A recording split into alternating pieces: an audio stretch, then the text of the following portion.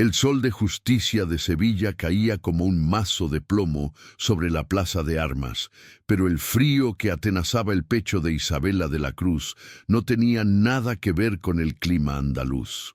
Allí, frente a la mirada inquisidora de la alcurnia local, el capitán Matías de Vivar acababa de arrojar el anillo de compromiso al polvo, como quien se deshace de una prenda vieja y apolillada. Las palabras de Matías cortaron el aire con la crueldad de una bayoneta, resonando entre las columnas de mármol.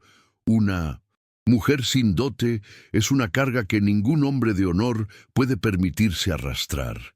Isabela, con la espalda tan recta como su linaje herido, observaba cómo su futuro se desvanecía entre los susurros burlones de quienes ayer la adulaban. El luto por su padre aún pesaba en su vestido negro, pero la deshonra pública pesaba mucho más. La humillación no terminó con el rechazo, pues Matías, buscando el aplauso de sus cómplices, señaló las manos de Isabela, desprovistas de joyas y marcadas por el trabajo honesto de intentar salvar su hacienda. La llamó mendiga con una sonrisa que destilaba veneno, asegurando que su apellido, antaño glorioso, ahora solo servía para envolver las sobras del mercado de Triana. Los acreedores, como buitres que aguardan el último suspiro de su presa, observaban la escena desde las sombras, sabiendo que el desahucio de la hacienda de la Cruz era ahora una certeza absoluta e inevitable.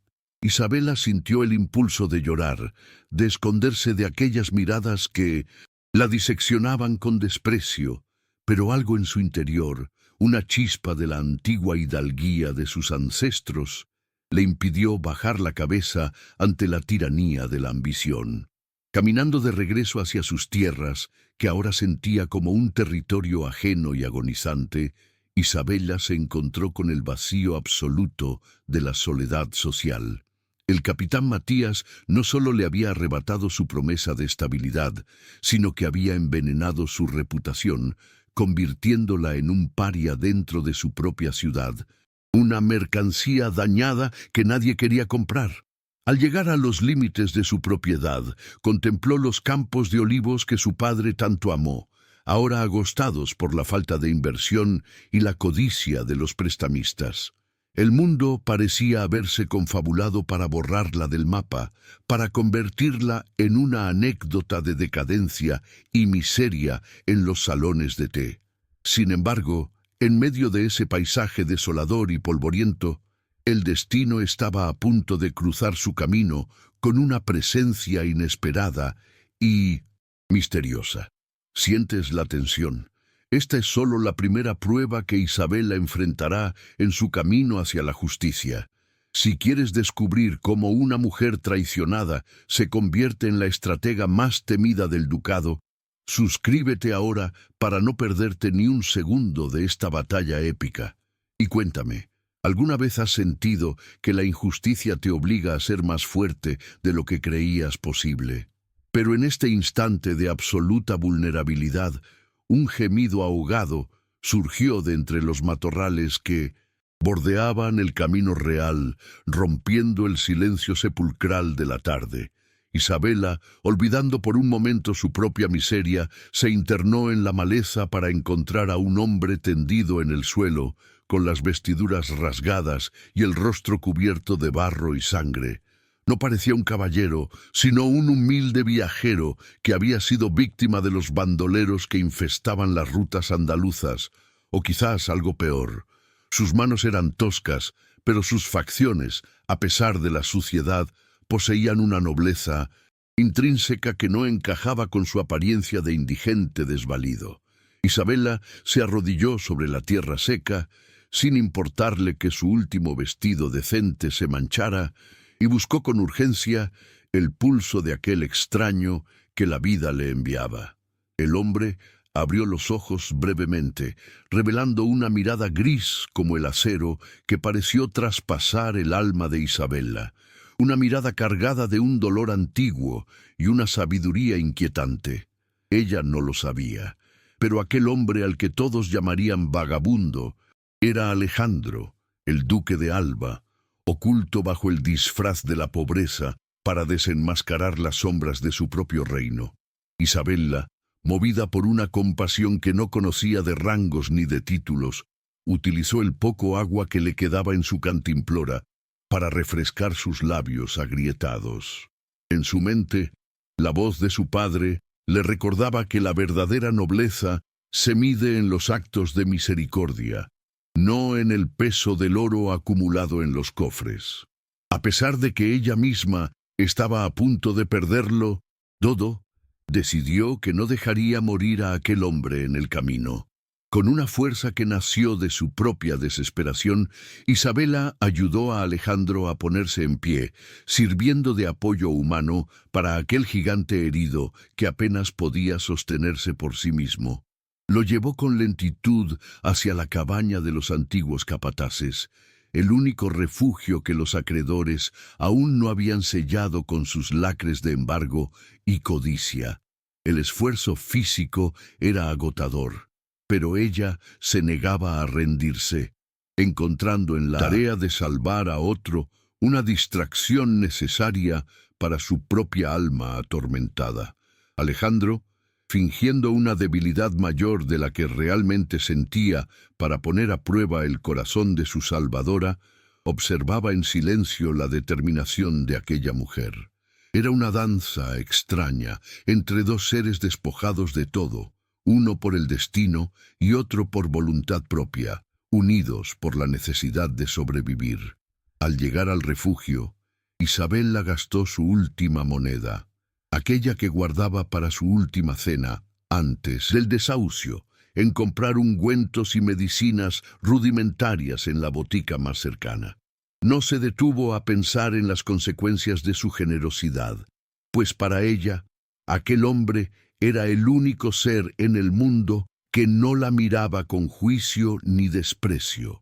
Mientras limpiaba sus heridas con manos temblorosas pero decididas, el silencio de la noche se llenó con el aroma de las hierbas medicinales y la humedad de la tierra. Alejandro la observaba con una intensidad creciente, fascinado por la dignidad que ella mantenía incluso en el centro de su propio naufragio personal. En ese pequeño rincón, olvidado de Dios, se estaba gestando una alianza que ni siquiera los poderosos de Sevilla podrían haber imaginado en sus pesadillas. La fiebre de Alejandro comenzó a remitir bajo los cuidados constantes de Isabella, quien no durmió ni un segundo, velando el sueño del extraño con una devoción casi mística. Ella le hablaba en susurros sobre sus tierras, sobre la traición de Matías y sobre el miedo que le producía el mañana, sin sospechar que cada palabra se grababa en la memoria del duque. Alejandro descubrió en esos relatos la magnitud de la corrupción que asolaba sus dominios, dándose cuenta de que la injusticia social tenía el rostro de la mujer que le salvaba la vida. La vulnerabilidad de Isabella no la hacía débil ante sus ojos, sino que le otorgaba una belleza trágica y una fuerza moral que él no había encontrado en las cortes de Madrid. El destino había tejido un hilo invisible entre la huérfana arruinada y el soberano disfrazado de mendigo. A la mañana siguiente, el estruendo de los cascos de caballos anunció la llegada de los hombres de Matías, quienes venían a ejecutar el desahucio definitivo de la hacienda de la Cruz. El capitán, montado en su corcel negro, observó con asco la cabaña donde Isabella se refugiaba, burlándose de su nueva compañía y llamándola la amante del pordiosero. Alejandro, todavía oculto entre las sombras del interior, escuchó cada insulto y cada amenaza con una furia fría que prometía una retribución implacable en el futuro cercano. Isabella salió al encuentro de sus opresores, protegiendo la puerta con su propio cuerpo, negándose a permitir que lastimaran al hombre que todavía se recuperaba de sus heridas.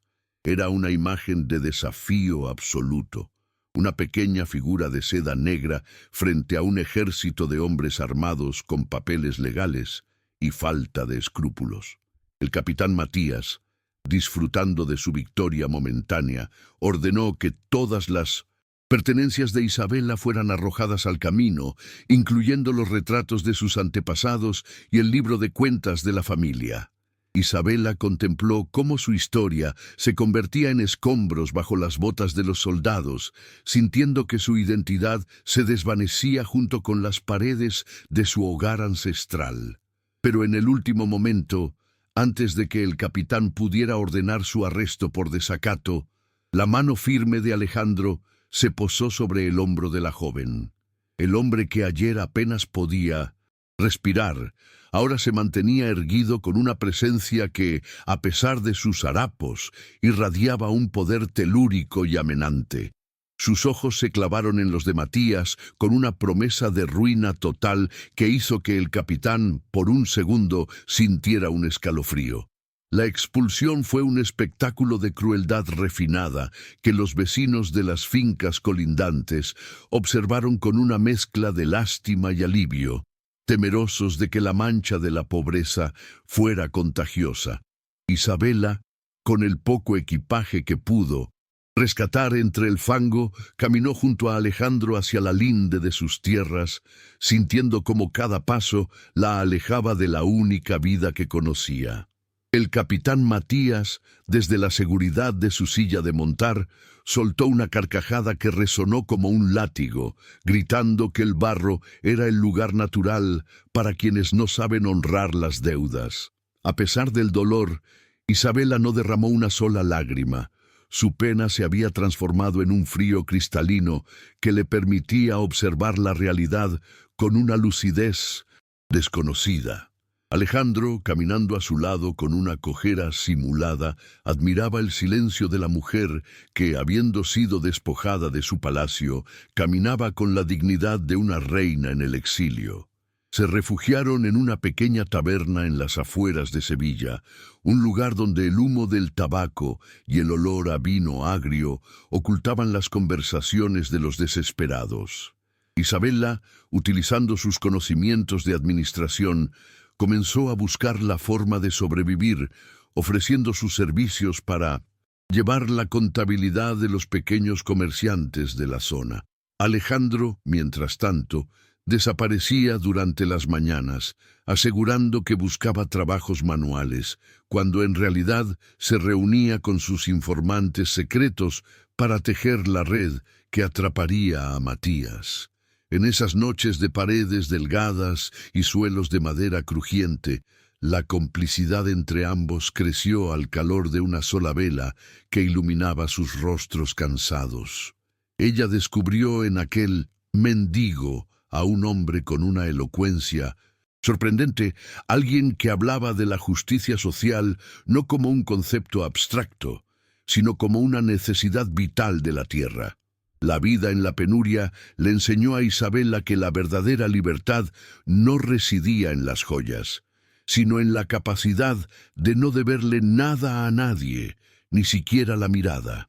Alejandro la observaba descifrar libros de cuentas con una agilidad mental que superaba a cualquiera de sus ministros en Madrid, dándose cuenta de que ella era la pieza que le faltaba a sus dominios. Él le contaba historias de tierras lejanas y de hombres que habían caído para levantarse con más fuerza, sembrando en ella la semilla de una ambición nueva y legítima. No era la ambición de poseer por el simple hecho de acumular, sino el deseo de construir un sistema donde el mérito valiera más que el apellido o la dote. Entre ellos, el romance no florecía con flores ni versos, sino con el respeto mutuo de quienes han visto el abismo y han decidido no saltar. Isabela comenzó a notar que su pobre compañero poseía cicatrices que no eran de un simple vagabundo, marcas de ataques que sugerían enemigos poderosos y conspiraciones de alto nivel. Una tarde, mientras le ayudaba a vendar una herida que se había reabierto, ella le preguntó por su pasado, pero Alejandro solo respondió con una sonrisa melancólica y una promesa de verdad futura. Él le entregó un anillo de hierro, tosco y sin valor comercial, pidiéndole que lo aceptara como símbolo de su lealtad. asegurando que algún día que todo el oro valdría de la corona. más. Ella aceptó el gesto con una devoción que la sorprendió a sí misma, comprendiendo que aquel hombre herido se había convertido en su único pilar en un mundo que la quería ver hundida. La tensión romántica, cargada de secretos y promesas silenciosas, se volvió el aire que ambos respiraban en la penumbra de su refugio. A medida que los días pasaban, la figura de Matías se hacía más presente a través de los rumores que llegaban a la taberna sobre sus abusos contra los campesinos. Isabela descubrió que el capitán no solo le había robado su hacienda, sino que estaba utilizando métodos de usura para asfixiar a todas las familias de la región, creando un imperio de miseria. Alejandro escuchaba estos relatos con una rabia contenida, registrando cada nombre y cada cifra en su mente, preparando el terreno para una auditoría real que Matías jamás vería venir. Él sabía que para salvar a Isabela, primero debía permitir que ella se salvara a sí misma, dándole las herramientas para que su victoria fuera completa y personal. Por eso comenzó a instruirla en las leyes agrarias que él mismo había promulgado como duque, viendo cómo ella absorbía el conocimiento con una sed de justicia inagotable. La transformación de Isabela fue sutil pero imparable. La joven vulnerable que lloraba en silencio bajo el sol de Sevilla había dado paso a una mujer de mirada gélida y mente estratégica. Ya no se escondía de los acreedores, sino que los enfrentaba con argumentos legales y una firmeza que los dejaba perplejos, ganándose el respeto de los humildes y el temor de los corruptos. Alejandro sentía que su propia fe en la humanidad, marchita por años de traiciones en la corte, se renovaba al ver la integridad inquebrantable de su compañera. Se dio cuenta de que su búsqueda de una esposa que amara su alma y no su título había terminado en el lugar más inesperado de sus dominios. Pero antes de revelar su verdadera identidad, necesitaba asegurarse de que el mal que encarnaba Matías fuera arrancado de raíz, sin dejar rastro de su influencia. Antes de continuar con esta increíble historia de Isabela y de Alejandro, quiero hablar un instante contigo. Esta es una de esas narraciones que te harán emocionarse, suspirar y tal vez hasta derramar lágrimas. Acompáñame hasta el final de esta jornada, porque cada giro, cada sacrificio y cada gesto de amor merecen ser vividos contigo.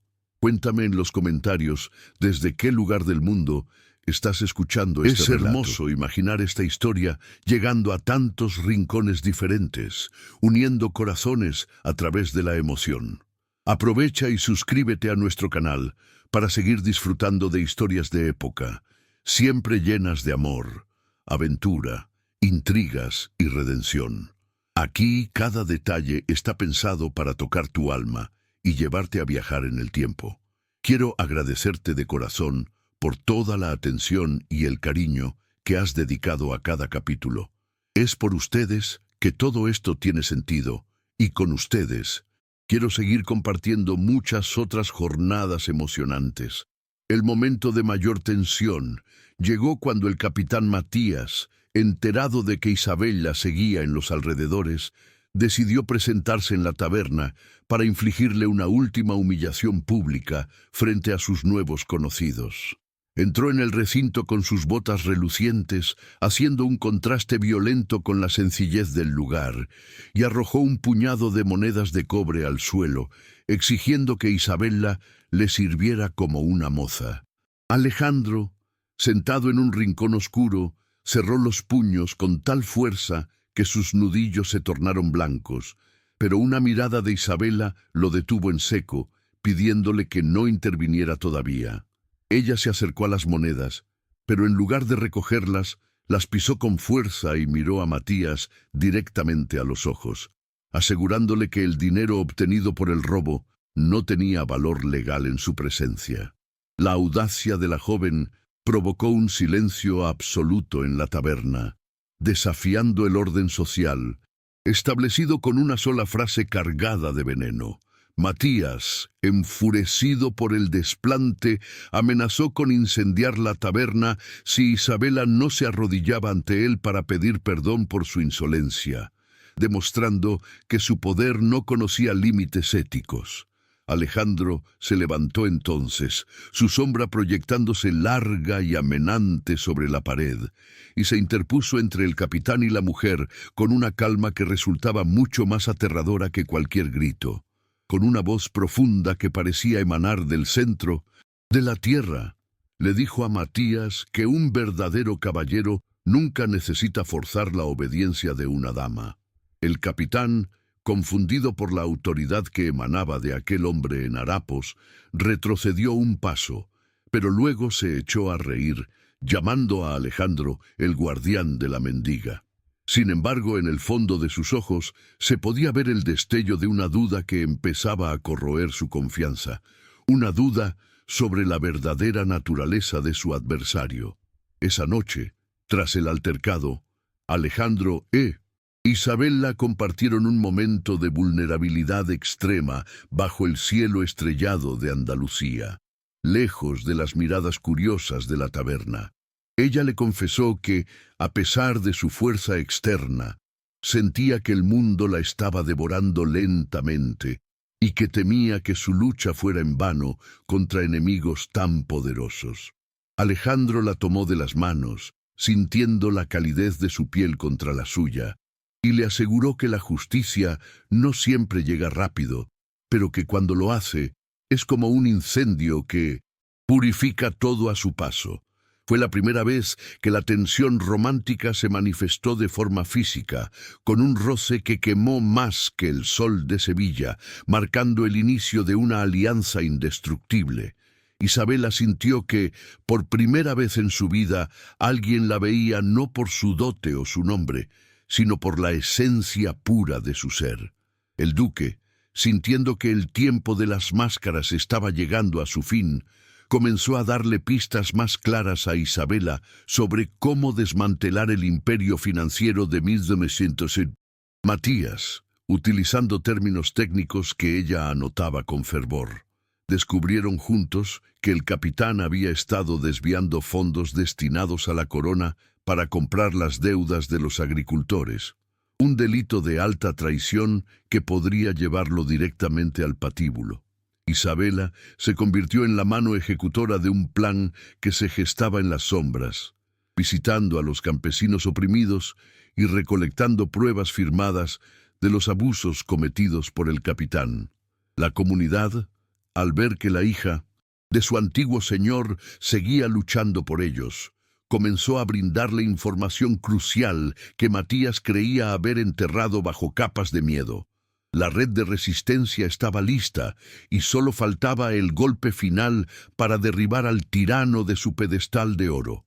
La jerarquía social de la época, tan rígida y despiadada, empezaba a agrietarse ante la determinación de una mujer que no tenía nada que perder porque ya lo había perdido todo una vez. Alejandro se maravillaba de cómo Isabela utilizaba las costumbres locales y las leyes de herencia para bloquear legalmente algunas de las operaciones de Matías, demostrando una astucia administrativa superior. Él sabía que su revelación sería el catalizador final, pero quería que ella saboreara la pequeña victoria de haberlo acorralado por sus propios medios antes de intervenir con todo su peso ducal. La atmósfera en Sevilla se sentía cargada de electricidad, como si la ciudad misma estuviera esperando el estallido de un conflicto que cambiaría el destino de muchas familias para siempre. Los dos protagonistas se preparaban para la batalla, conscientes de que el amor que sentían era ahora su arma más poderosa. A pesar de los avances, la sombra del desahucio total seguía sobre la cabeza de Isabela, ya que Matías había acelerado los trámites para demoler la hacienda de la Cruz y construir una mansión nueva. Ella sentía el peso del tiempo como una losa, sabiendo que si no actuaban pronto, la memoria de su padre sería borrada de la faz de la tierra por la vanidad de un advenedizo. Alejandro le pidió paciencia, asegurándole que el momento de la verdad estaba cerca, pero ella empezó a dudar de si un simple vagabundo, por muy sabio que fuera, podría realmente detener a un capitán de la corona. El conflicto interno de Isabela crecía, dividida entre su amor por Alejandro y la sospecha de que su alianza era solo un sueño hermoso en medio de una pesadilla real. La duda, ese veneno silencioso, comenzó a filtrarse en sus pensamientos mientras observaba cómo el sol se ocultaba tras los olivos. La tormenta que se cernía sobre el horizonte de Sevilla finalmente estalló, pero no con lluvia, sino con la fría ejecución de la última orden de desahucio que pesaba sobre la memoria de Isabela. El capitán Matías, en un acto de crueldad sin precedentes, ordenó que los antiguos graneros de la Hacienda de la Cruz fueran quemados, bajo el pretexto de una supuesta plaga que amenazaba las tierras vecinas. Isabela vio desde la distancia cómo las llamas devoraban el esfuerzo de 3 generaciones, sintiendo que el humo negro que ascendía hacia el cielo era el último suspiro de su linaje y su dignidad. El calor del incendio le quemaba el rostro, pero el frío que sentía en sus huesos era mucho más intenso, una certeza absoluta de que el mal había triunfado sobre la razón. Alejandro, a su lado, apretaba los puños hasta que sus uñas se clavaron en sus palmas, sufriendo en silencio al ver la devastación de la mujer que amaba. El golpe final llegó cuando Matías, escoltado por la Guardia Civil, se presentó ante Isabela para informarle que su pequeño refugio en la taberna también sería clausurado por colaboración con elementos subversivos. La joven se encontró de pronto en medio de la calle, bajo un cielo plomizo, con sus manos vacías y su reputación hecha jirones ante los ojos de una sociedad que disfrutaba con su caída. Matías se acercó a ella y con una voz cargada de un triunfo obsceno, le susurró que todavía estaba a tiempo de convertirse en su sirvienta personal para evitar la prisión.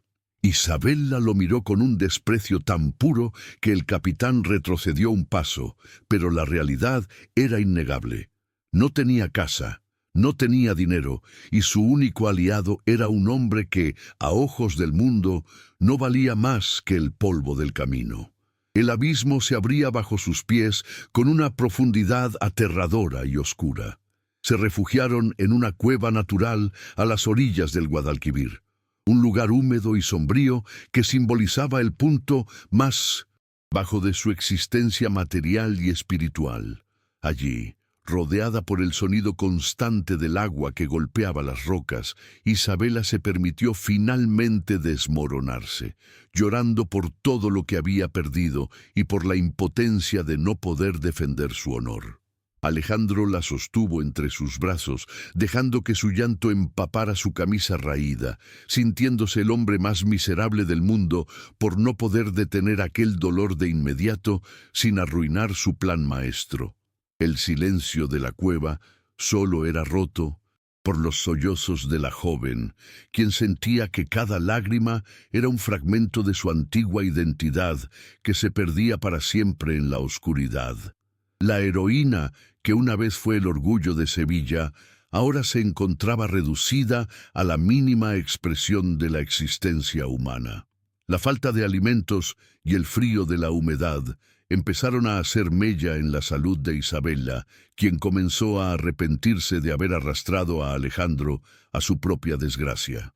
En un momento de delirio, provocado por la fiebre y el agotamiento, ella le pidió que se marchara, que buscara una vida mejor, lejos de una mujer maldita que solo atraía la ruina para quienes la rodeaban. Alejandro, con una paciencia infinita, le recordaba que él ya estaba perdido antes de conocerla y que ella había sido la única luz que había encontrado en años de oscuridad absoluta. La cuidó con la misma devoción con la que ella lo había cuidado a él, utilizando sus conocimientos de supervivencia para encontrar bayas y raíces que pudieran mantenerlos con vida. El romance, que en los salones se viste de seda, aquí se vestía de barro y sacrificio, forjándose en el fuego de la necesidad más absoluta. La traición social se completó cuando Isabela supo que sus antiguas amigas habían organizado un baile para celebrar la limpieza de la hacienda de la Cruz, burlándose abiertamente de su destino. La noticia llegó a través de un pescador que les traía noticias de la ciudad, y cada palabra fue como una puñalada directa al corazón de la joven desterrada. Ella comprendió que la nobleza de Sevilla no solo era cómplice de Matías por omisión, sino que celebraba activamente la caída de alguien que se atrevió a ser digna en medio de la podredumbre. El sentimiento de soledad se volvió absoluto, una pared de cristal que la separaba del resto del mundo, dejándola a merced de sus propios demonios internos. Alejandro observaba cómo la mirada de Isabela se volvía cada vez más sombría, temiendo que la amargura terminara por consumir la bondad que tanto admiraba en ella. En medio de esa penumbra, Isabela comenzó a cuestionar la existencia de la justicia, preguntándose si el destino realmente recompensaba a los buenos o si simplemente era una fábula para mantener a los oprimidos bajo control. Alejandro, tratando de mantener viva la llama de la esperanza, le hablaba de las leyes universales que tarde o temprano equilibraban la balanza, pero sus palabras sonaban vacías en una cueva fría. La joven se sentía como una hoja seca, arrastrada por el viento sin voluntad propia, a la espera de que el capitán Matías diera el último paso para borrarla definitivamente.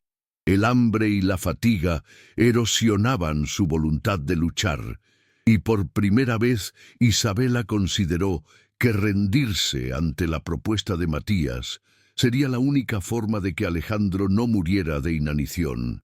El sacrificio supremo de su propia dignidad por la vida de otro se perfilaba como su única salida. Las noches en la cueva eran largas y llenas de susurros que parecían provenir de las sombras mismas, alimentando el miedo de Isabela de que nunca volverían a ver la luz del sol con honor. Alejandro, consciente de que el límite de resistencia de la joven estaba llegando a su fin, decidió que debía acelerar sus propios movimientos, aunque eso significara exponerse antes de tiempo. Sin embargo, una patrulla de Matías descubrió su escondite, obligándolos a huir a través de los campos bajo una lluvia torrencial que convertía la tierra en una trampa de lodo.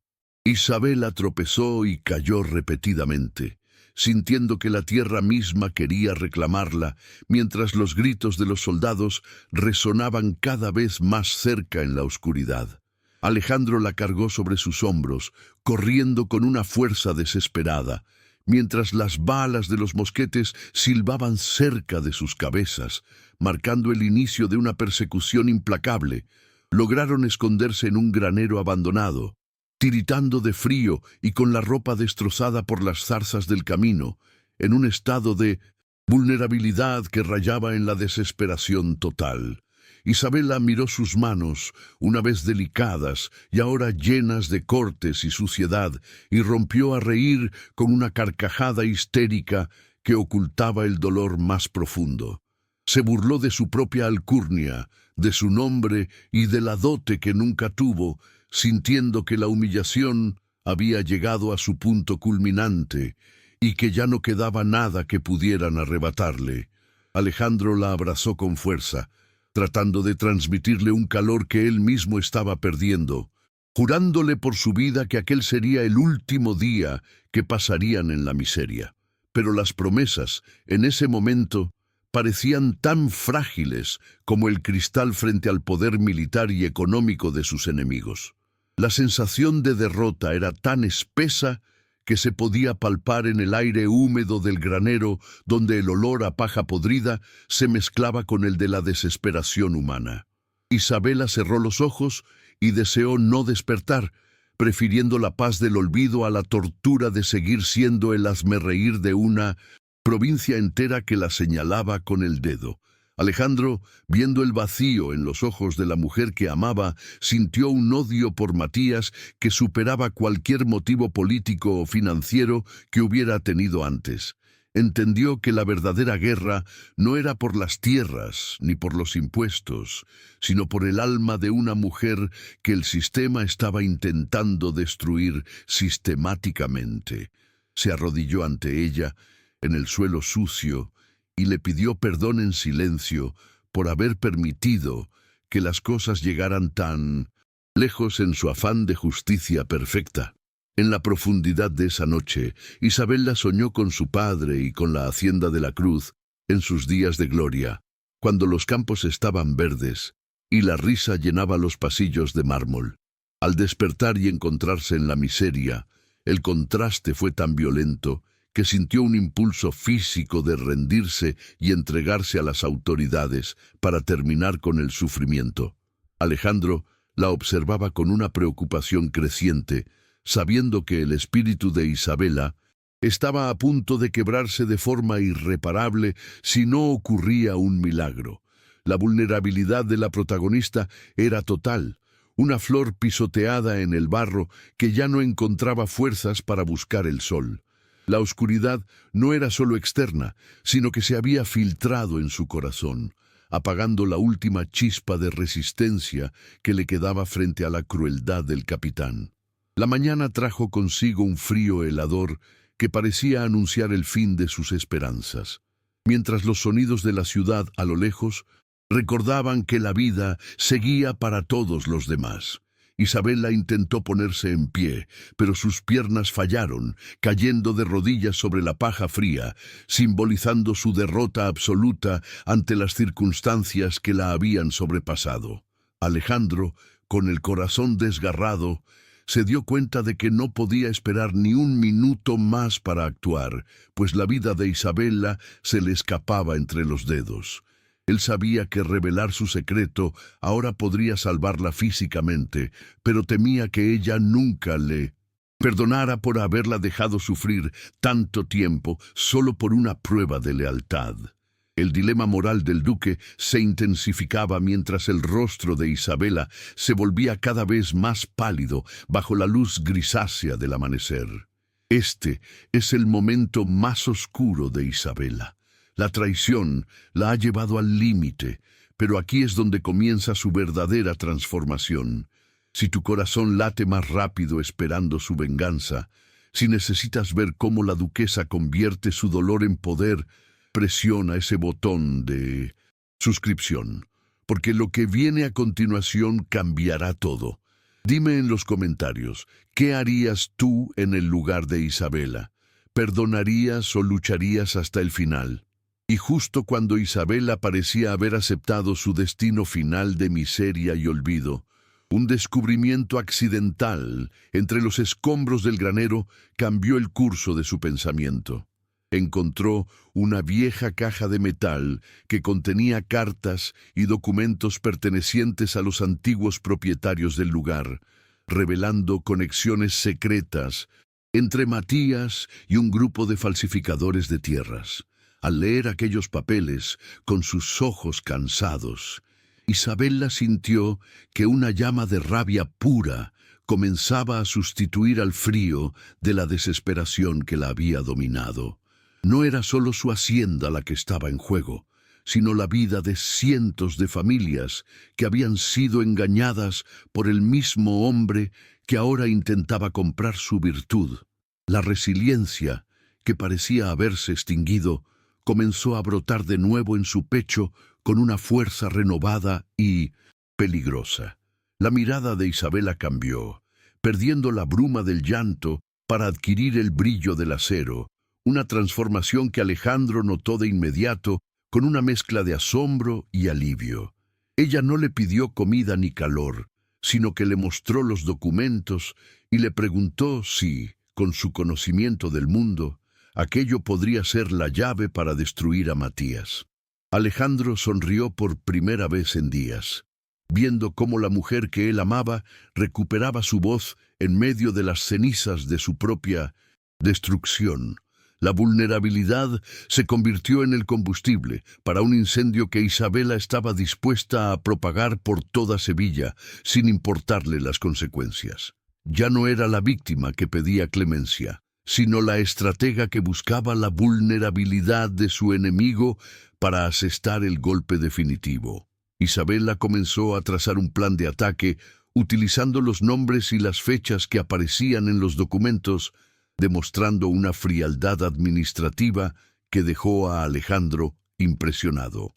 Decidió que no esperaría a que la justicia llegara desde arriba, sino que ella misma se infiltraría en el próximo banquete de Matías para exponer sus crímenes ante toda la nobleza. La idea era suicida, considerando que era una prófuga, pero el deseo de ver caer al hombre que la humilló era superior al miedo a la muerte o a la prisión. Alejandro la escuchaba con orgullo, dándose cuenta de que ya no necesitaba proteger a una niña asustada, sino que debía luchar codo a codo con una guerrera que había encontrado su propósito. La cueva y el granero ya no eran prisiones, sino el centro de operaciones de una revolución personal y social. El capitán Matías, mientras tanto, se regodeaba en su éxito, creyendo que Isabela ya no era más que un cadáver viviente oculto en algún rincón infecto de la provincia. No sospechaba que la mujer que él llamó mendiga estaba analizando cada una de sus debilidades financieras para arrebatarle todo lo que él consideraba sagrado. La subestimación de Matías hacia el poder de una mujer herida sería su error más grave, un error que Isabela estaba dispuesta a explotar hasta las últimas consecuencias.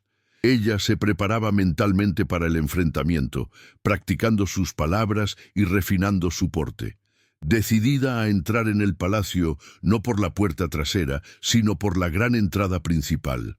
La caída había sido profunda, pero el rebote prometía ser legendario, marcando un antes y un después en la historia de Sevilla. La conexión emocional entre Isabela y Alejandro alcanzó un nuevo nivel de profundidad, ya no basado en la necesidad de protección, sino en la paridad de una lucha compartida por la verdad.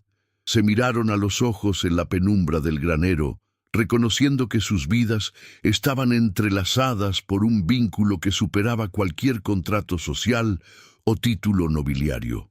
Él le prometió que la escoltaría hasta el corazón mismo del poder de Matías, asegurándole que nadie se atrevería a tocarla mientras él estuviera a su lado. Ella aceptó su ayuda con una sonrisa que ya no era de agradecimiento sumiso, sino de confianza absoluta en su socio de destino. La pareja estaba lista para salir de las sombras y enfrentarse al mundo que los había rechazado con una violencia que nadie podría haber previsto. Isabela pasó las últimas horas de la noche limpiando su vestido negro, tratando de devolverle una dignidad que la suciedad había intentado borrar, como si el propio acto de limpiar la tela fuera un ritual de purificación. Cada movimiento era pausado y deliberado, una muestra de la calma que precede a la tormenta más violenta, una calma que asustaba incluso a Alejandro. La joven ya no hablaba de su dote perdida, sino del futuro que construiría sobre las ruinas del sistema corrupto que Matías representaba para todos. El aroma de la lluvia que cesaba dejó paso a una claridad matutina que iluminó el granero, revelando la silueta de una mujer que había muerto a su antigua vida para nacer como algo mucho más poderoso. La metamorfosis estaba completa, y el mundo pronto conocería el nombre de Isabela de la Cruz, con un respeto que rayaba en el temor. Alejandro, por su parte, enviaba sus propios mensajes cifrados a través del pescador, movilizando a su guardia personal para que se posicionara estratégicamente en la ciudad, listos para intervenir en el momento exacto. No reveló su plan a Isabela, queriendo que ella tuviera su momento de gloria absoluta antes de que el peso del ducado cayera sobre la escena. Él Sabía que el riesgo era enorme, pero también sabía que solo a través de ese enfrentamiento público ella podría sanar las heridas que la sociedad le había infligido. Se preparó para ser la sombra que protege a la luz, el pilar invisible que sostiene el templo de la justicia que ella estaba a punto de erigir en Sevilla. La tensión en el granero era casi insoportable, una cuerda estirada al máximo que vibraba con la promesa de una resolución inminente. Al salir del granero, Isabella no miró atrás hacia el lugar de su miseria, sino que mantuvo la vista fija en las torres de la Giralda que se alzaban en el horizonte como un desafío constante. Su paso era firme, sin rastro de la cojera del cansancio o del peso de la desesperación que la había dominado apenas unas horas antes. Alejandro caminaba un paso por detrás, observando con admiración cómo la mujer que salvó en el camino se había convertido en la líder de su propio destino. La atmósfera en los campos de Andalucía parecía haber cambiado, con un silencio respetuoso que acompañaba la marcha de los dos proscritos hacia el corazón de la bestia. Era el fin de la caída y el inicio de un ascenso que quedaría grabado en la memoria colectiva de la región por generaciones. La entrada en Sevilla no fue el acto de una mujer derrotada, sino la infiltración estratégica de un fantasma que reclama lo que es suyo por derecho divino. Isabella y Alejandro se movieron por los callejones de Triana como sombras proyectadas por la luna, evitando las patrullas del capitán Matías que, irónicamente, buscaban a dos mendigos y no a los arquitectos de su propia destrucción. El ambiente en la ciudad era de fiesta, pues se celebraba el banquete de inauguración de la nueva mansión de Matías, construida sobre las cenizas de la herencia de los de la Cruz. Isabella sentía cada risa que escapaba de los palacios como una bofetada, pero su pulso se mantenía firme, alimentado por la rabia fría que Alejandro le había enseñado a canalizar. Él, por su parte, observaba el despliegue de opulencia con un desprecio soberano, sabiendo que cada lámpara de cristal y cada banquete lujoso habían sido pagados con el hambre del pueblo. El acceso al palacio estaba fuertemente custodiado, pero Isabella conocía cada pasadizo secreto y cada entrada de servicio de la que una vez fue su casa ancestral. Alejandro la seguía con una agilidad que desmentía sus supuestos harapos, moviéndose con la precisión de un depredador que ha localizado a su presa en 1900 medio de la maleza. Al llegar a las cocinas, Isabella utilizó su antiguo conocimiento de los empleados, encontrando aliados silenciosos entre los sirvientes que aún recordaban la bondad de su padre y el trato justo de su familia. Con la ayuda de una vieja cocinera que lloró al verla, Isabella logró conseguir un vestido de seda que pertenecía a una invitada que nunca llegó, transformando su apariencia de proscrita en la de una dama de misterio. Alejandro, mientras tanto, se posicionó en las galerías superiores, oculto entre las sombras de las vigas de madera, listo para actuar cuando el momento de la verdad llegara. El gran salón de baile resplandecía bajo la luz de 1000 velas, un escenario de vanidad donde Matías se paseaba como el dueño absoluto de los destinos ajenos. Isabella entró en el salón con el rostro cubierto por un antifaz de encaje, moviéndose con una gracia que dejó a los invitados mudos, preguntándose quién era la misteriosa dama que emanaba tal autoridad. Matías, atraído por la presencia magnética de la desconocida, se acercó a ella con la arrogancia de quien cree que puede comprar cualquier belleza con el oro robado. Él no reconoció los ojos de la mujer que había humillado en el mercado, cegado por su propia soberbia y por el deseo de exhibir su poder ante la nobleza de Sevilla.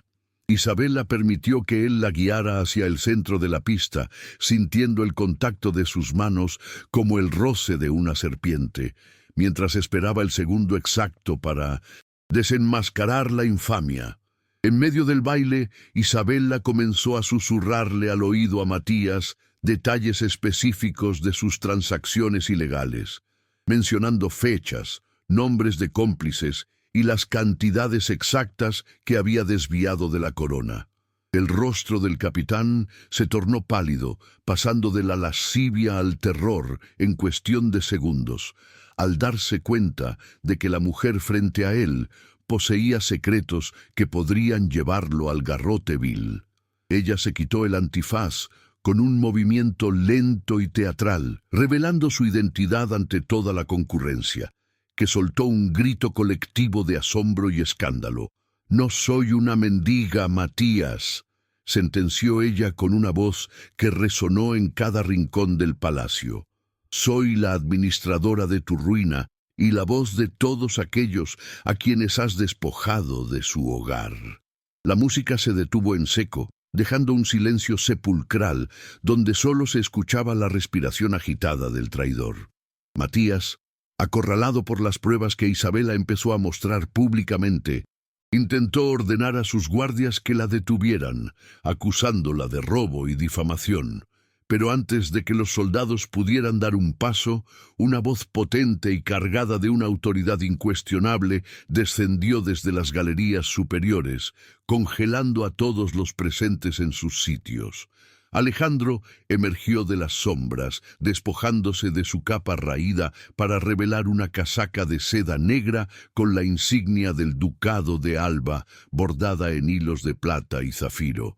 El silencio se volvió absoluto, un vacío en el tiempo donde la respiración de la nobleza parecía haberse detenido ante la presencia del hombre más poderoso de España. Aquel al que habían llamado vagabundo era, en realidad, el juez supremo de sus vidas, el hombre que había caminado entre ellos para juzgar su decencia sin que lo supieran. La revelación cayó como un rayo sobre el salón, haciendo que Matías cayera de rodillas, no por respeto, sino por el peso del pavor que le paralizaba los miembros.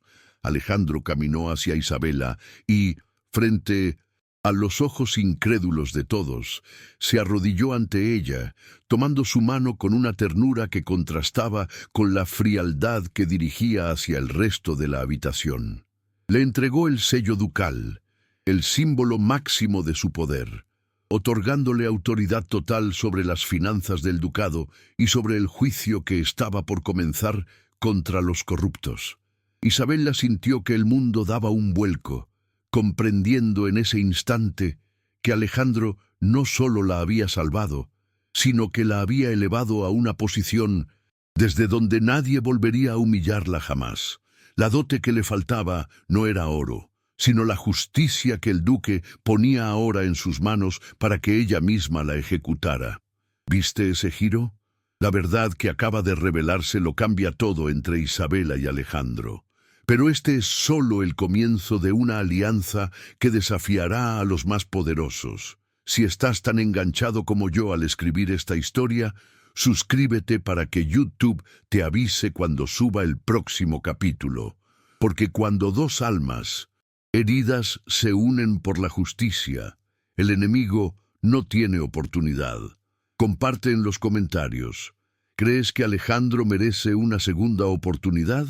Sin embargo, a pesar de la revelación de su poder, Isabela sintió una punzada de dolor y traición en su corazón al darse cuenta de que Alejandro le había ocultado su verdadera identidad durante todo su calvario. Ella lo miró con una mezcla de amor y reproche, preguntándose si su compasión hacia el vagabundo había sido simplemente una pieza en un juego de ajedrez político orquestado por un hombre poderoso. Alejandro leyó la duda en sus ojos y con una sinceridad que rompió la frialdad del momento, le aseguró que su amor era lo único real en medio de todas las máscaras que había tenido que usar. La tensión romántica entre ambos alcanzó un punto álgido. Una batalla de voluntades en medio del clímax político, donde el perdón de Isabela era ahora el único título que Alejandro deseaba obtener. El palacio, antes símbolo de opresión, se convirtió en el escenario de una reconciliación necesaria y dolorosa entre dos almas que se habían encontrado en la miseria. Matías, en un último intento desesperado por salvarse, gritó que el duque no podía juzgarlo sin un juicio previo en Madrid, tratando de utilizar las mismas leyes que él había violado sistemáticamente. Pero Alejandro mostró las escrituras reales que lo facultaban para actuar como lugarteniente de la corona en casos de alta traición y malversación de fondos públicos.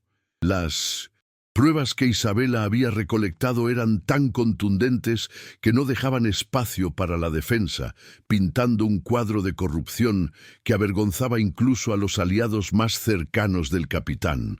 La nobleza de Sevilla, viendo que el viento soplaba ahora a favor del duque, comenzó a distanciarse de Matías con una rapidez hipócrita, pretendiendo que siempre habían sospechado de su conducta.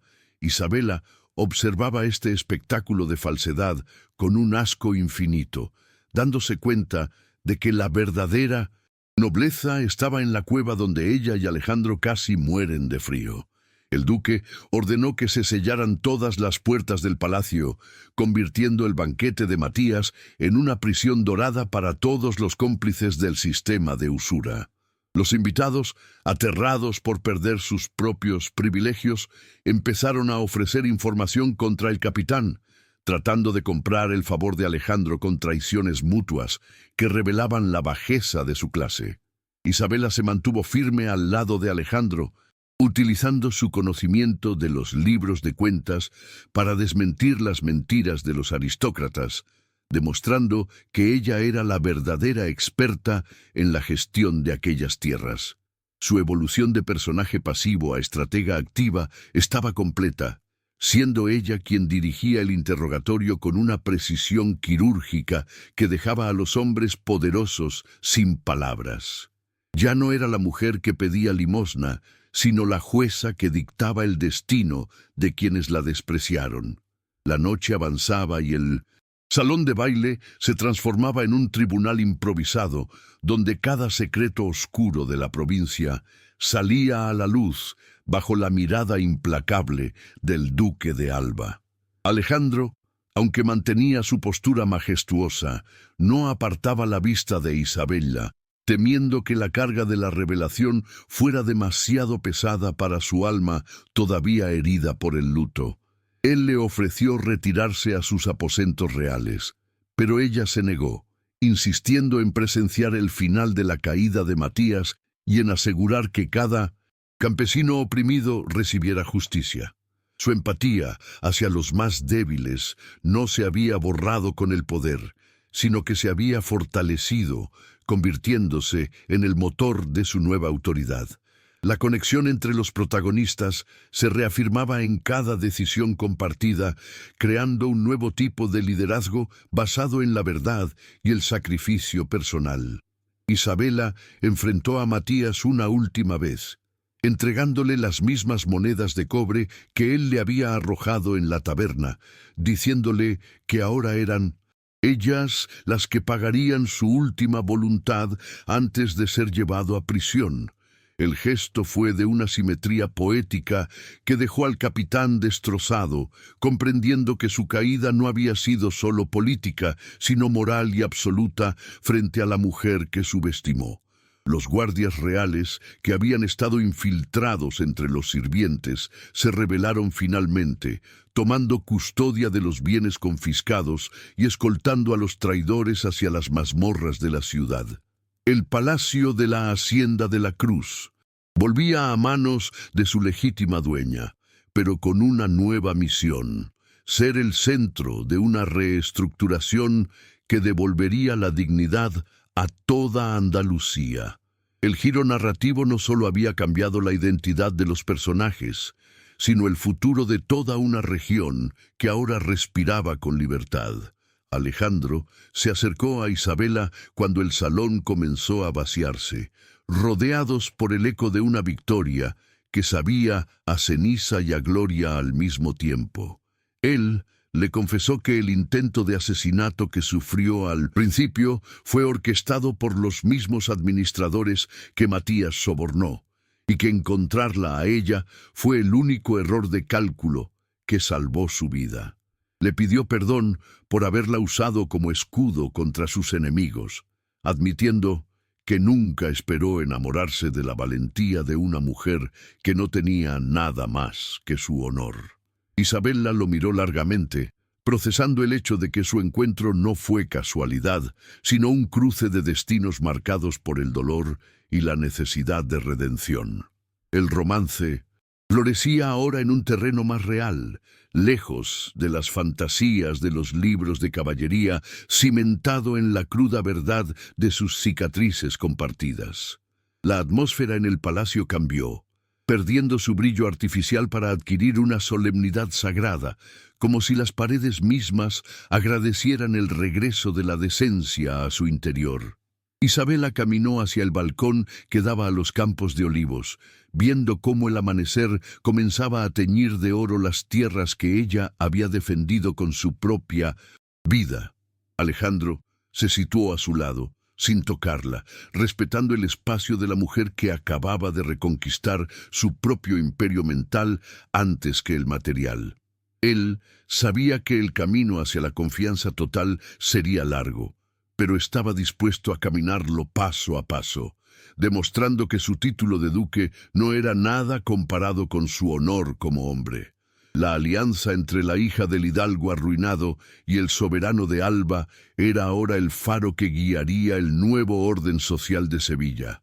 La complejidad del personaje de Alejandro se revelaba en su lucha interna entre el deber hacia la corona y su deseo de abandonar todo por la paz que encontraba al lado de Isabella. Ella, por su parte, sentía que su voz ya no temblaba al hablar de justicia, habiendo encontrado en su propia vulnerabilidad la fuente de una fuerza inagotable y transformadora. Juntos observaron cómo las primeras luces del día iluminaban las casas de los campesinos, prometiendo un cambio que no vendría de la caridad, sino del derecho y del respeto mutuo. El giro de la historia no era solo el descubrimiento de un secreto, sino el nacimiento de una nueva forma de entender el poder y el amor en una época de sombras. La narración se preparaba ahora para el clímax final, donde el enfrentamiento no sería solo con Matías, sino con las viejas estructuras de una sociedad que se negaba a cambiar. Isabella le preguntó a Alejandro qué pasaría con ella ahora que la verdad era pública y que su nombre estaba vinculado al del hombre más poderoso del reino. Él le respondió que ella siempre fue la dueña de su destino y que su única oferta era ser el socio que la apoyaría en cada una de sus batallas futuras, sin intentar nunca eclipsar su luz. La sinceridad en sus palabras conmovió a Isabella, quien finalmente permitió que una lágrima de alivio rodara por su mejilla, marcando el fin de su soledad absoluta. La tensión entre el pasado de dolor y el futuro de esperanza se resolvía en ese momento de quietud compartida, preparando el terreno para la batalla final que consolidaría su legado. El giro estaba completo, y la heroína ya no era la pieza de un juego, sino la mano que movía las piezas hacia la victoria total. A pesar de la calma momentánea, el peligro no había desaparecido del todo, pues los aliados de Matías en Madrid podrían intentar un contraataque legal para desacreditar la intervención del duque.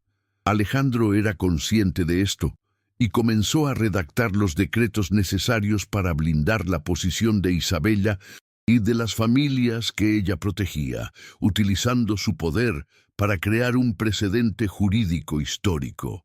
Ella colaboraba en la redacción, aportando su visión administrativa y su conocimiento de las trampas legales que los usureros solían utilizar para engañar al pueblo.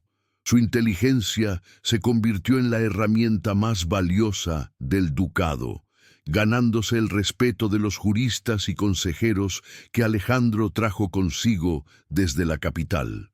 La imagen de la pareja trabajando junta en el despacho del Palacio se convirtió en el símbolo de la nueva era que estaba amaneciendo en Andalucía. Isabela recordó el anillo de hierro que Alejandro le entregó en la cueva, dándose cuenta de que aquel objeto sin valor material era el testimonio de que él la amó cuando ella no tenía nada que ofrecerle. Se dio cuenta de que la prueba de lealtad no había sido solo para ella, sino para él mismo, para saber si todavía era capaz de reconocer la verdadera nobleza en medio de la miseria. El anillo de hierro ahora brillaba en su dedo con un fulgor que superaba al de cualquier diamante ducal, recordándole siempre el origen de su fuerza y la humildad de su amor. Alejandro la observó mirar el anillo y supo que, a pesar de las mentiras iniciales, el vínculo que habían forjado en la adversidad era inquebrantable. La revelación había sido el fuego purificador que permitió que su relación pasara de la sospecha a la devoción más profunda y sincera.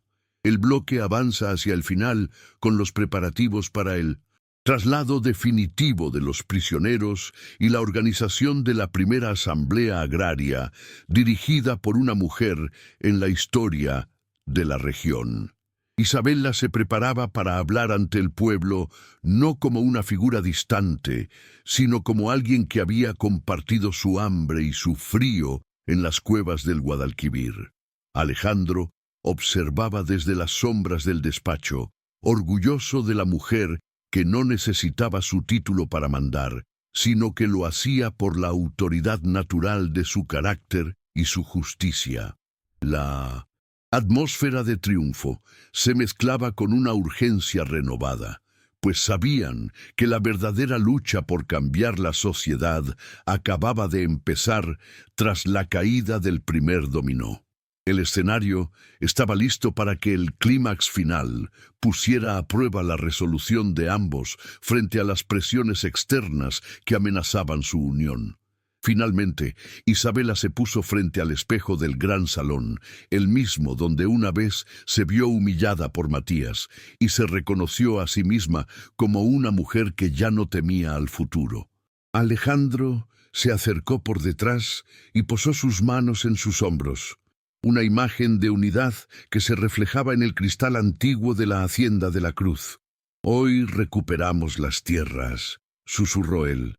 «Pero tú has recuperado el alma de este pueblo».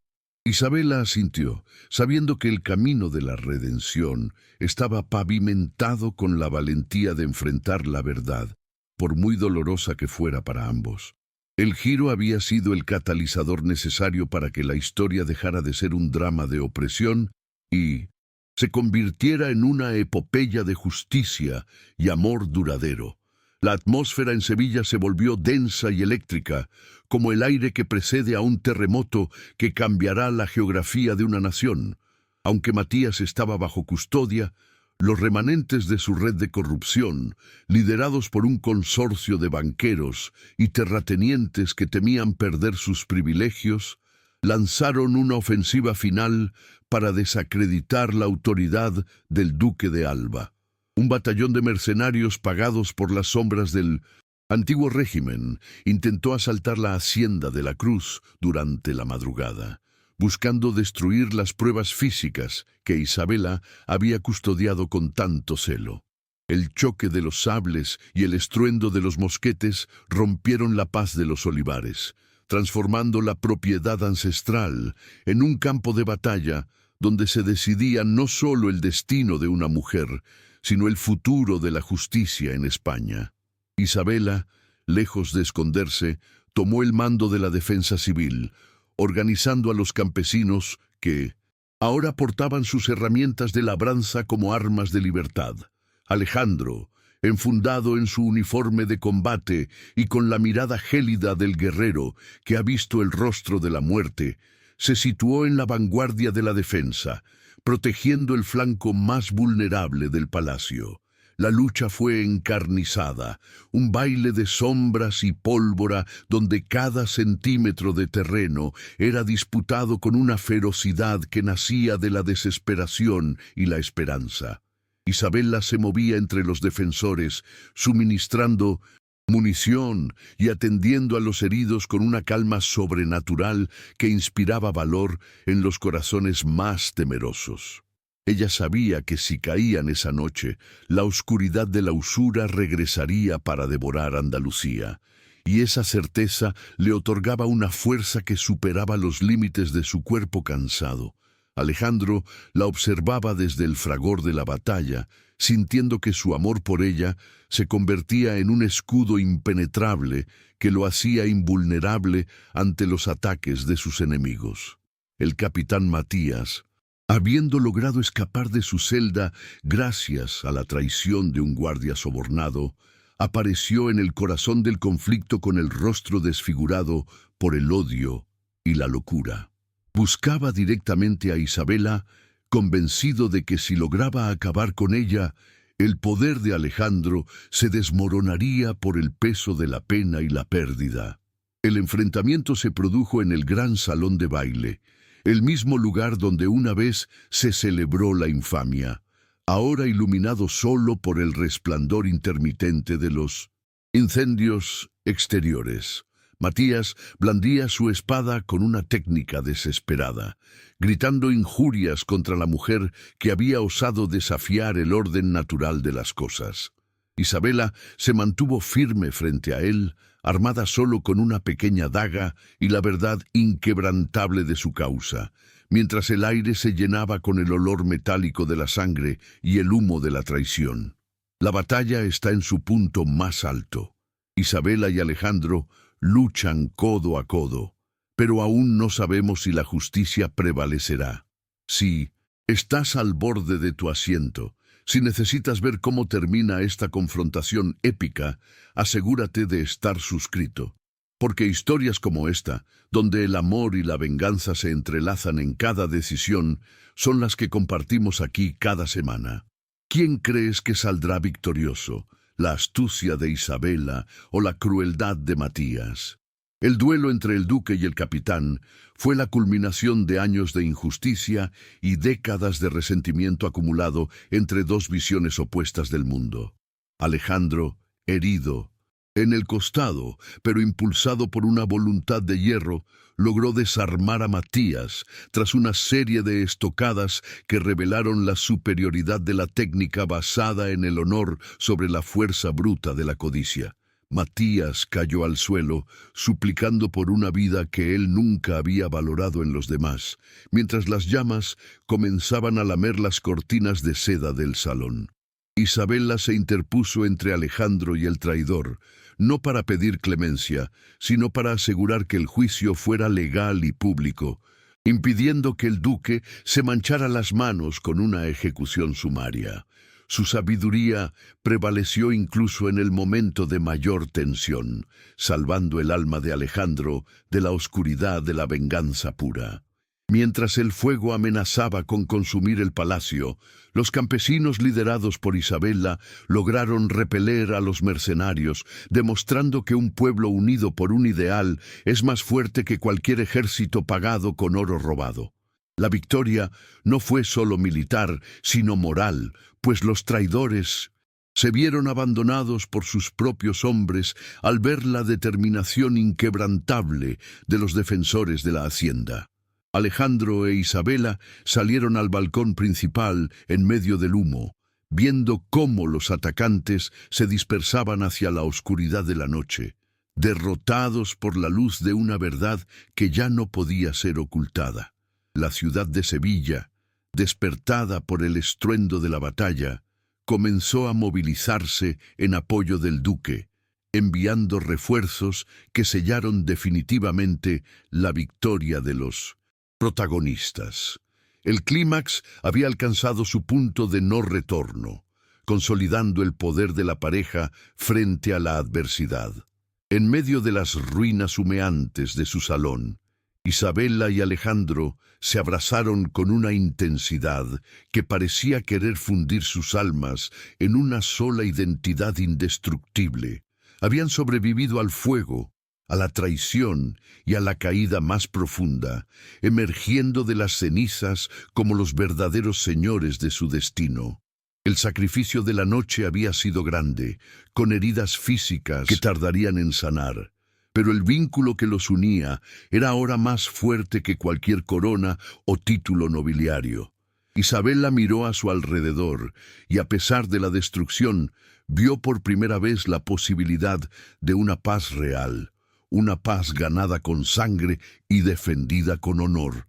Alejandro le juró que reconstruirían cada piedra de la hacienda, convirtiéndola en un monumento a la resiliencia de una mujer que no se dejó vencer por el barro. El amanecer comenzó a despuntar sobre el horizonte de Andalucía, tiñendo de rojo y violeta un campo de batalla que ahora respiraba con el alivio de la justicia cumplida.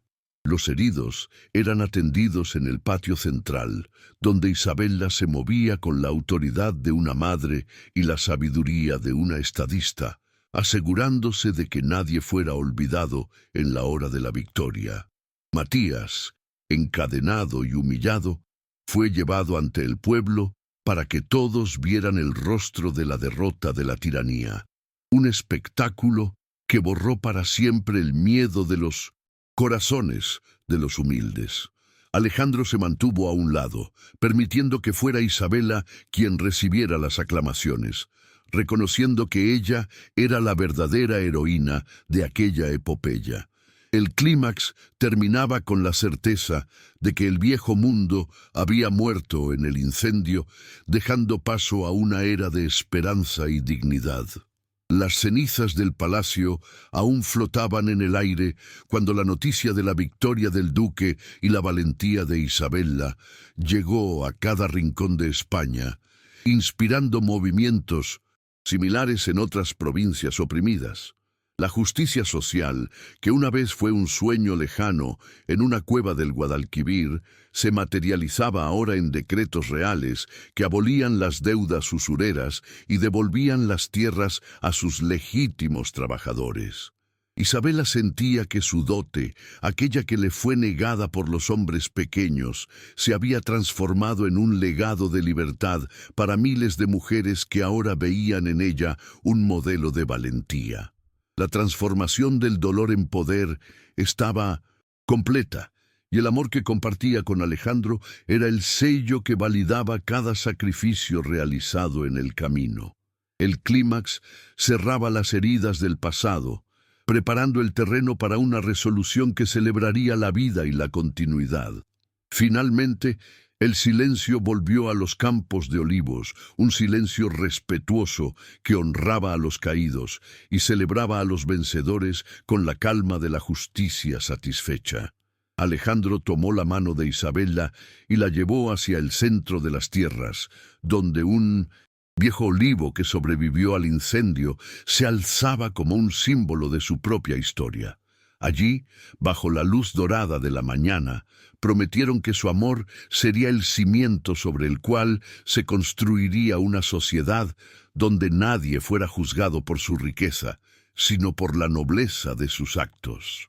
El clímax narrativo se resolvía en una nota de triunfo absoluto, dejando atrás el drama y el suspenso para entrar en la luz de un futuro compartido.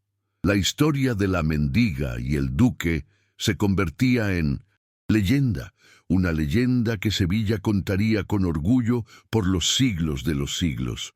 La reconstrucción de la Hacienda de la Cruz no fue solo un proceso de ladrillos y argamasa, sino el renacimiento espiritual de una comunidad que había olvidado cómo soñar sin miedo. Bajo la dirección experta de Isabela, las tierras volvieron a florecer con una abundancia que parecía bendecida por el propio destino, transformando los antiguos campos de batalla en vergeles de esperanza y productividad. Alejandro, cumpliendo su promesa, se mantuvo como el pilar de apoyo que ella necesitaba, delegando gran parte de la administración del ducado en sus manos capaces, demostrando que el verdadero poder se comparte con quienes amamos. Los salones que una vez resonaron con las burlas de Matías, ahora se llenaban con las voces de los hijos de los campesinos que asistían a la nueva escuela de artes y oficios fundada por la duquesa. La justicia social ya no era una proclama escrita en un papel, sino una realidad palpable que se respiraba en cada rincón de la provincia de Sevilla. el capitán Matías y sus cómplices enfrentaron un juicio público que quedó grabado en los anales de la jurisprudencia española, terminando sus días despojados de cada título y cada moneda que habían obtenido mediante la opresión. El contraste era absoluto. Mientras ellos languidecían en el olvido de las prisiones, Isabela era aclamada por el pueblo como la duquesa de la justicia, una mujer que no olvidó el sabor del barro cuando alcanzó la cima de la seda. Ella se aseguraba personalmente de que ninguna viuda o huérfano quedara desprotegido, utilizando la inmensa fortuna de los Alba para crear un fondo de crédito que permitiera a los humildes ser dueños de su propio trabajo. Alejandro la observaba desde los balcones del palacio con una devoción que el tiempo solo lograba acrecentar, sabiendo que su búsqueda de un alma pura había terminado en el hallazgo de un tesoro incalculable. La boda entre Isabela y Alejandro no se celebró en los fríos altares de la corte madrileña, sino en la pequeña capilla de la hacienda, rodeados por las mismas personas que los ayudaron a sobrevivir durante su exilio en la cueva. No hubo exhibición de opulencia innecesaria, sino una celebración del amor real, aquel que ha sido probado por el hambre, el frío y la traición, saliendo ileso y fortalecido de cada prueba. Isabela vestía un traje de seda blanca bordado con hilos de oro que representaban ramas de olivo, simbolizando la paz que finalmente había descendido sobre su vida y sobre su tierra. Alejandro, al colocar el anillo ducal definitivo en su dedo, no pudo evitar besar también el viejo anillo de hierro que ella aún conservaba en la otra mano, reconociéndolo como el verdadero símbolo de su unión inquebrantable. La redención de Alejandro también fue completa, pues a través de los ojos de Isabela aprendió que ser un duque no significaba ser un soberano distante, sino el primer servidor de su pueblo.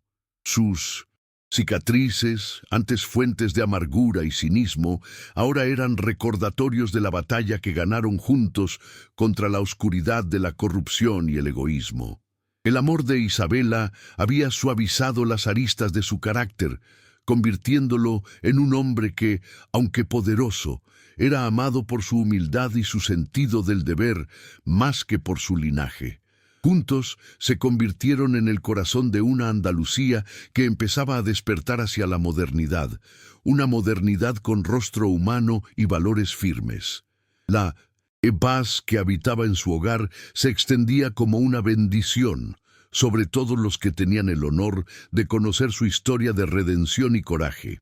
Isabela encontró en la administración de las tierras no solo una ocupación, sino una vocación que le permitió sanar las heridas de su propia infancia, marcada por la incertidumbre financiera de su padre. Ya no temía al mañana, no porque tuviera oro, sino porque había construido un sistema sólido, basado en el respeto mutuo y la eficiencia administrativa que ella misma había diseñado. Su voz, antes un susurro de desesperación, ahora era la ley que dictaba el orden y la prosperidad en toda la región, escuchada con respeto incluso en los palacios de la capital. Ella nunca permitió que la comodidad de su nueva posición borrara el recuerdo de la mujer que caminó descalza por el lodo de Triana, manteniendo siempre una puerta abierta para quienes llegaban buscando justicia. El legado de los de la Cruz había sido restaurado, pero elevado a una dimensión que su padre nunca se atrevió a imaginar. Con el paso de los años, la Hacienda de la Cruz se convirtió en un faro de cultura y progreso, donde se daban cita intelectuales, artistas y reformadores sociales que buscaban aprender del modelo de gestión de la duquesa. Alejandro y Isabela caminaban cada tarde por los olivares, viendo cómo el sol poniente bañaba de luz dorada el fruto de su sacrificio compartido, sintiendo que su vida tenía un propósito que trascendía su propia existencia. El romance inicial, nacido del misterio y la tragedia, se había transformado en un compañerismo eterno, donde cada mirada y cada gesto estaban cargados de una comprensión profunda que no necesitaba de palabras. La historia de la joven sin dote, que se convirtió en la mujer más poderosa de España, se contaba en las plazas, inspirando a las nuevas generaciones a no rendirse ante la injusticia social.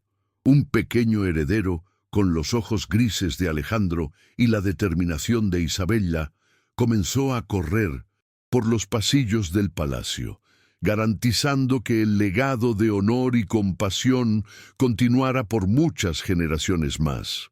La pareja le enseñaba desde la cuna que el verdadero valor de una persona no reside en el título que hereda, sino en la fuerza de su palabra y en su capacidad de ayudar a los demás. Isabela le contaba cuentos sobre una valiente mujer y un duque disfrazado de mendigo, convirtiendo su propia historia en la fábula fundacional de su familia.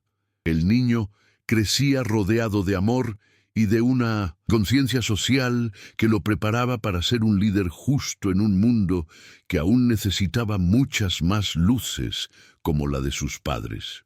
El futuro se presentaba radiante, libre de las sombras de la usura y la traición que una vez intentaron borrar su apellido. Si has acompañado la historia de Isabela y de Alejandro hasta el final, dime cuál fue el momento más emocionante para ti. Escríbelo en los comentarios porque tu voz da sentido a cada capítulo. Esta es la esencia de cada historia en este canal. Mujeres que reescriben su destino y hombres que aprenden que el verdadero honor está en la humildad. Si esta jornada te ha emocionado, si has sentido cada latido de su corazón, suscríbete ahora para vivir más romances de época donde la justicia y el amor siempre encuentran su camino. Aprovecha para suscribirte a nuestro canal y seguir disfrutando de romances de época llenos de amor, drama y emoción. Gracias de corazón por haber vivido esta travesía conmigo. Muy pronto volveremos con una nueva historia que tocará tu alma. La escena final de este relato nos sitúa en el mismo balcón donde una vez Isabella lloró de desesperación. Pero ahora ella luce una sonrisa de serenidad absoluta bajo el cielo estrellado de Sevilla. Alejandro se acerca a ella por detrás, envolviéndola en un abrazo protector que es, al mismo tiempo, un reconocimiento de su propia libertad y poder. Juntos observan las luces de la ciudad a lo lejos, sabiendo que en cada uno de esos hogares hoy se cena con tranquilidad, gracias a la batalla que ellos libraron en el barro. Todo comenzó con una moneda de cobre y un acto de piedad, susurra Isabela, apoyando su cabeza en el hombro del hombre que aprendió a amar por encima de las apariencias. Alejandro le responde con un beso en la frente, confirmando que la mayor dote que un ser humano puede poseer es un corazón valiente y una conciencia limpia. La justicia había sido restaurada, pero lo más importante es que la dignidad humana había vencido sobre la codicia, ciega que una vez amenazó con destruirlo todo. Sevilla ya no era la ciudad de las humillaciones públicas, sino el escenario de una revolución silenciosa que ponía a la persona por encima del dinero. Isabela y Alejandro se habían convertido en los guardianes de ese nuevo orden, velando para que la historia de dolor que ellos vivieron no tuviera que repetirse en nadie más. El amor, que en sus manos fue un arma de guerra, era ahora el bálsamo que curaba las heridas de toda una región necesitada de líderes con alma. El telón cae sobre esta travesía con la imagen de dos siluetas unidas contra el horizonte, listas para enfrentar cualquier nuevo desafío que la vida les presentara con la misma entereza. El libro de cuentas de la familia de la Cruz, aquel que Matías intentó destruir, ahora descansaba en la biblioteca ducal como el documento histórico más valioso, testimonio de que la administración honesta es la base de toda verdadera nobleza. Cada entrada, cada cifra, era una victoria contra el caos y la corrupción que una vez dominaron aquellas tierras. Isabela solía leerlo a veces para recordar de dónde venía y para mantener los pies en la tierra que tanto amaba y que tanto le había costado recuperar. No había amargura en su recuerdo, solo el agradecimiento por haber encontrado la fuerza necesaria para convertir su tragedia en un triunfo colectivo. La historia terminaba donde empezó, pero con el mundo transformado por la voluntad de una mujer que se negó a ser una víctima del sistema. Así concluye la jornada de Isabela y Alejandro, una historia de época que nos recuerda que, incluso en los momentos más oscuros, la compasión es la llave que abre las puertas del destino más glorioso. El romance y el drama se fundieron para dar paso a una realidad donde la justicia y el amor caminan de la mano por los campos de olivos de Andalucía. Que este relato sea un recordatorio de que el valor de una mujer no se mide en monedas de dote, sino en la inmensidad de su espíritu y en la firmeza de sus convicciones. Nos despedimos de Sevilla con el corazón lleno de emoción, sabiendo que en algún lugar, bajo el sol español, el legado de la Duquesa de la Justicia sigue vivo en cada acto de bondad. La esperanza siempre encuentra su camino y el amor verdadero siempre regresa a casa.